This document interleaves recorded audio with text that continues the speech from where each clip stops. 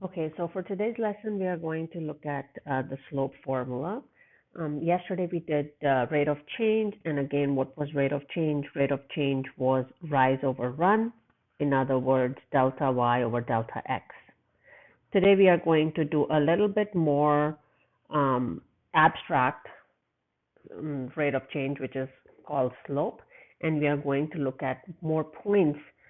From points, how can we determine without the graph rate of change, or in other words, slope.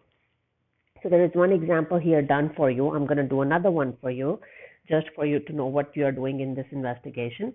So you are supposed to plot the points which are given here. So I'm going to just go ahead and plot the points 4, -6. 4 and -6 would be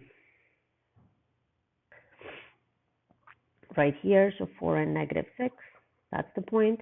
And then 2 and 3. 2 right, 3 up would be right here. Now using these 2 points, I'm going to draw a straight line. So please make sure you guys use a ruler. I don't have one that I can use right on the screen here, but I'm trying my best to draw a straight line. So now here in this particular line, what would be the rise? So you draw your little triangle like we did yesterday, delta y over delta x. So now here, this is delta y, so this would become, so I'm just going to rewrite here, rise represents delta y and run represents delta x. So now let's count the number of boxes here for y, delta y, 1, 2, 3, 4, 5, 6, 7, 8, 9. So the value of rise is 9. And delta x is run, and let's look at the value of delta x, 1 and 2 at the bottom. Now here, is the line going upwards or downwards? The line is going downwards, so it has to be negative. So we can write this as -9 over 2. Now, can this -9 over 2 be reduced? No, so we leave it as it is. Now we're going to look at, without the graph, how can we figure out the same information? Now, I'm not going to look at the graph. I'm just going to look at the same 2 points. Now, if you see, those 2 points are the same on the left. Now, I'm going to label the points. The first point is labeled as x1, y1. We always write x first, and I'm just labeling it as 1 because it's the first point. And the next one, I'm labeling it as x2, y2.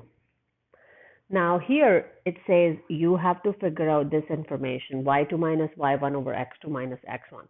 So all I'm going to take is take these numbers and replace them in these values here. So here y2 is 3 minus y1 is -6. Sorry. 3 minus -6 divided by x2 is 2 minus x1 is 4. Now we're going to simplify and find the value. What is 3 minus -6? 9. 2 minus -4 is -2. Now if you look, that's the value that I had on the left side from the graph. Now it doesn't matter where the negative goes, that just represents it's a negative fraction. Now I want you to pause this video, complete all of this page, and then come back to check your answers. Okay, so I hope your answers match with my answers and you didn't have any difficulty with these questions. Now, if you remember yesterday, we talked about slope of horizontal line and slope of vertical line, and I'm going to repeat here again today. If you look at line 5, that's a horizontal line, and the slope of a horizontal line is 0. And if you look at line 4, that's a vertical line, and the slope of a vertical line is undefined. Now, the next question is, how could you find the slope of a line segment with endpoints without having to draw the line segment? And the answer is, for that, you just need to use the formula, slope formula, which is y2 minus y1 divided by x2 minus x1. Now here, your first step is to first label the points very clearly, what's x1, y1, what's x2, y2, because if you don't, it's very easy to make an error. Now I'm going to label here x1, y1 and x2, 2, y2. So now I'm just going to use the formula and figure out the value of the slope.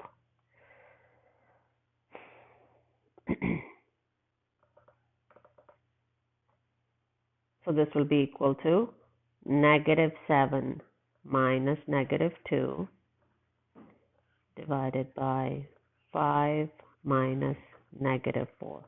Now you just need to simplify this. So -7 minus -2 is -5 over 5 minus -4 is 9.